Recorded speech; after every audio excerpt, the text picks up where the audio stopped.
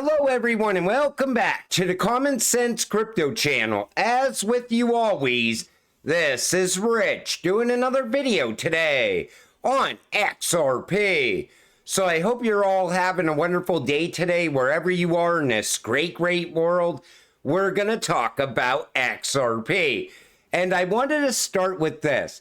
This shows a lighter side of David Schwartz. He talks about his role as the CTO of Ripple. Take a listen. About Ripple, what exactly does that mean? What does your role involve? You've been at Ripple, you were employee number 2, I think. Yeah. So it's funny. I was on a podcast for CTOs once, and we told them ahead of time that I'm not like a traditional CTO. And so I got it. The first question on the podcast was when they said to me, they said, David, you're CTO at Ripple. Your people told us ahead of this podcast that you're not the traditional CTO. So I just have to ask, what is a traditional CTO? And I thought that was really funny because, it's one of those roles that, has different definitions from different people. There's not always a particular set of things that they do.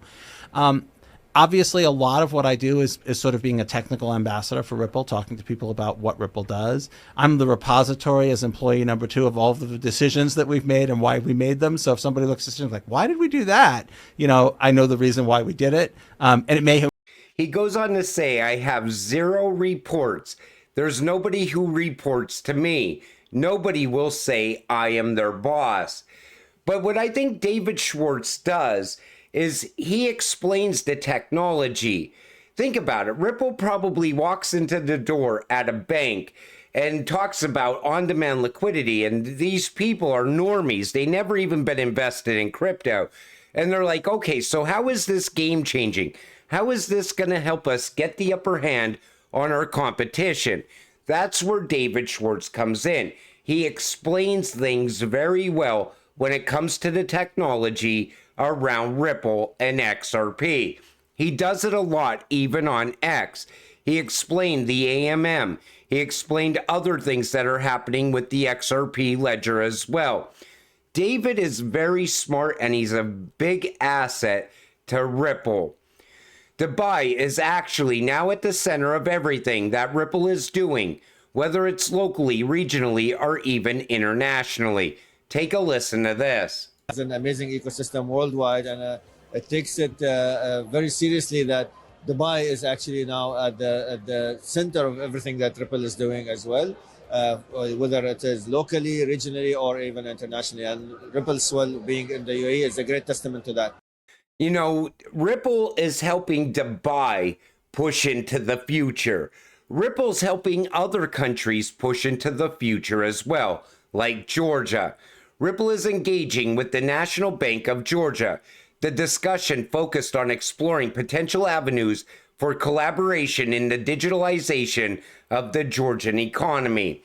Now, a lot of countries are pushing ahead of the United States because they're already getting ahead of the digital age while we're still lagging behind. And I think this is like a first time in history that the US is not leading the way. Other countries are emerging as crypto hubs. Now, I've been very critical on Brad Garlinghouse in the past because he sits on the board at the World Economic Forum. And a lot of people said you should take a look at Chris Larsen. So I figured I would talk about it in this video. So this is a video of Chris talking about San Francisco and how he wants to make a lot of improvements in the city. And Jungle Inc. says, I used to be a huge Chris Larsen fan. Now I just think of a dystopian surveillance state and a stupid Greenpeace argument against Bitcoin. Chris can buy carbon credits, but energy waste and pollution is just that. At least we get a global good for Bitcoin. What we do get from Chris is yachts and supercars. Why is a tech executive installing security cameras around San Francisco? Chris Larsen knows that a crypto mogul spending his own money for a city's camera surveillance system might sound creepy. He's here to explain why it's not. I think what Chris looks around San Francisco and he sees the crime and he figures, well, if I put some money into the city and help fight against some of the crime, it'll be a better place. But when it comes to carbon credits, Ripple was going big on carbon credits early on. Carbon credits on the XRP ledger, metacarbon.com, tokenization of carbon emissions and footprint calculations. I am not a fan of carbon credits. I think it's going to be a tax on the everyday working person in the future. And I think they're going to use carbon credits as a form of control over people also. You won't be able to travel if you don't have enough carbon credits, things like that. But why are they not charging us for carbon credits now? It's because they have no way to track it yet. I say yet. Take a listen to this from the World Economic Forum. This is Michael Evans. We're developing, through technology, an ability for consumers to measure their own carbon footprint. What does that mean? That's where are they traveling? How are they traveling? What are they eating? What are they consuming on the platform? So, individual carbon footprint tracker.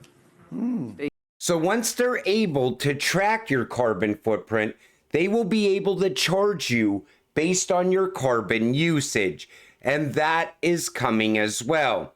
Yes, and that CBDC framework will be coupled with your carbon allowance, of course. When discussing carbon credits, the BIS don't use that term, nor even carbon forwards, but mitigation outcome interest instead. Now, we know the BIS is working side by side with Ripple. The BIS is pushing ahead with technology. They're rushing into the new financial system. And carbon credits are going to be tied in with CBDCs, digital IDs, social credit score. You want to travel, you will have to have carbon credits.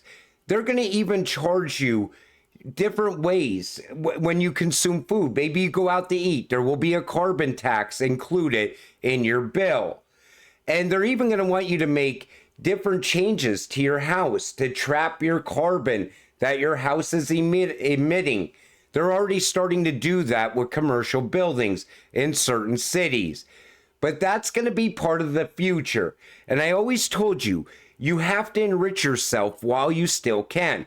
You could get rich off of carbon credits just by investing in XRP. The XRP price has been already set by the IMF, and it's in the thousands. The official price of gold is set twice a day at 10:30 a.m. and 3 p.m. This is called gold fixing and is decided by the LBMA. I could really see XRP's price set a long time ago by the IMF or BIS.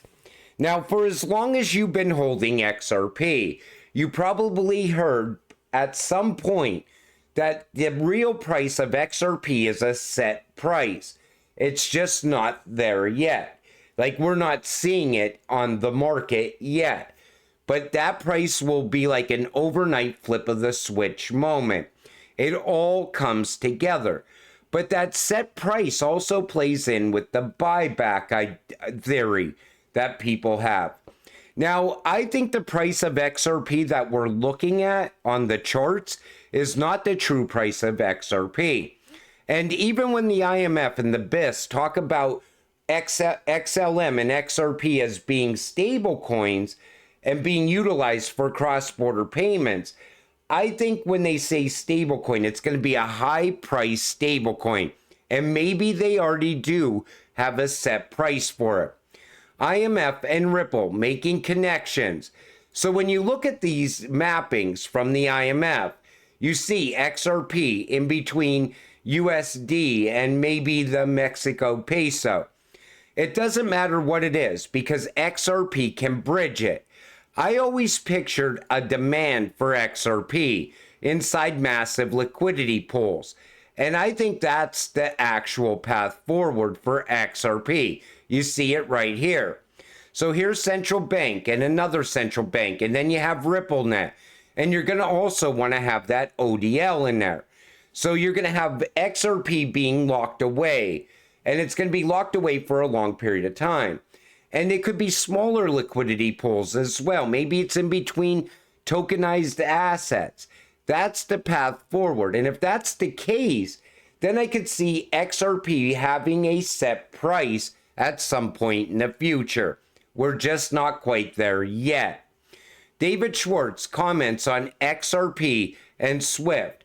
My dream scenario is Swift makes a deal with Ripple where all their banks get to use RippleNet for free, maybe even paying Swift. Fits our XRP strategy perfectly.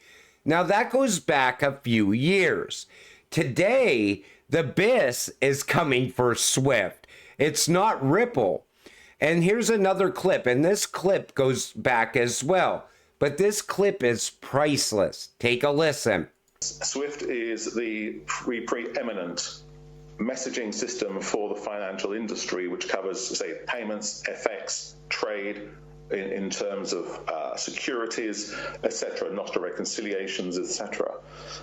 What we're looking with the crypto, though, is where Swift would have a store and forward system for most of its payment transactions, where you need service level agreements that in a certain time I will do something, but payment turns up at a certain time during the day.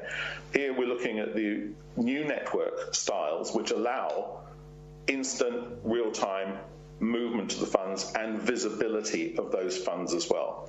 So we would not have a situation where banks need to come back to you and say, have my funds arrived? It's 3 days later. I need to find out or find query messages moving around the network. There's nothing like that. I don't believe Ripple is going to replace Swift.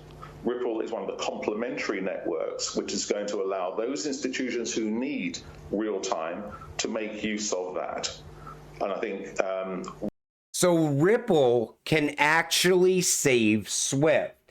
It could give you those real-time payments. We really don't know what's going to happen here yet, but I think Swift and Ripple will work side by side. In fact, I think they're already putting the network together. David Schwartz said that Swift is outdated and it needs all new plumbing. So when we see payment rails being set up all around the world, that's the plumbing. And XRP is going to flow through that plumbing at some point in time. I think it's happening at a low level right now, not enough to really move the price of XRP yet. But once the floodgates open, I think it's going to be game changing. And I think that's what we're waiting for as XRP holders. And that's what keeps me holding XRP. Everybody always wants to lose faith in XRP. But if you look at any OG in the XRP community, they always tell you the same thing. They don't care how much FUD is going on. They don't care if we're in a price dip. They're going to hold no matter what. They have diamond hands. And that's what you need to have when you're an XRP investor. You can't let the small things shake you out. You always got to stay focused on the much bigger picture. We don't know if the Bis will kill Swift yet. We know the Bis is fast tracking. We know the IMF is fast tracking. We know BRICS is fast tracking. So as we push forward, I think Swift will also get on board and get with the program, because Swift doesn't want to disappear. But Swift also has another problem, and it's the BRICS countries. They don't even want to work with Swift. They've been a victim of Swift sanctions over time. So Swift doesn't have any place inside of BRICS. That's going to be a problem going forward as well. But we're going to keep an eye on this over time. And as time goes on, we'll have a better understanding on where we go from here. But until it all happens, stay patient, stay positive, and let's get rich together. With that said, I'm going to wrap up this video. I want to thank you all for watching. I appreciate all of you. I'll see you in the next one. Have a great night.